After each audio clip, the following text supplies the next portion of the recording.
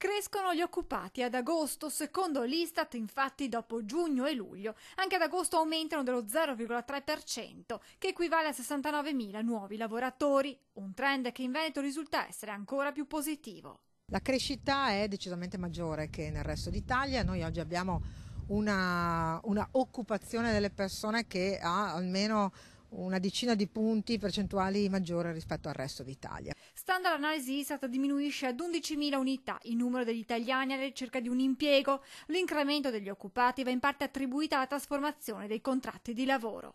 Sono spesso trasformazioni, quindi contratti a tempo determinato, che si sono trasformati in tempo indeterminato.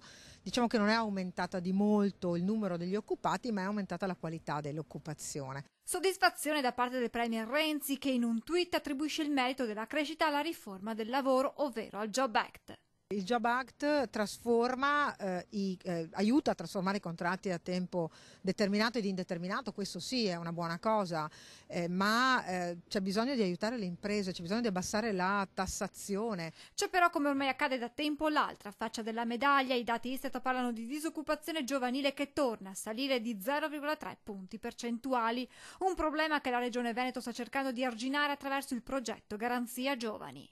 Stiamo parlando di quasi 40.000 ragazzi ad oggi che hanno accettato, che hanno anche firmato il patto di servizio, che è una disponibilità, quello di dire io ci sono, datemi un'opportunità di lavoro. Garanzia Giovani permette ai ragazzi in cerca di un lavoro di mettersi in contatto con le aziende incrociando domanda e offerta. Secondo gli ultimi rilievi, da maggio a dicembre 2014 le adesioni al progetto sono state oltre 27.100, con un'elevata percentuale di coloro che poi sono riusciti a trovare un impiego.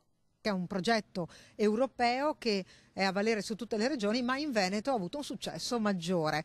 Aziende che si sono messe a disposizione, i ragazzi che abbiamo accompagnato attraverso tirocinio, stage aziendali. Molti di questi poi hanno trovato un posto di lavoro.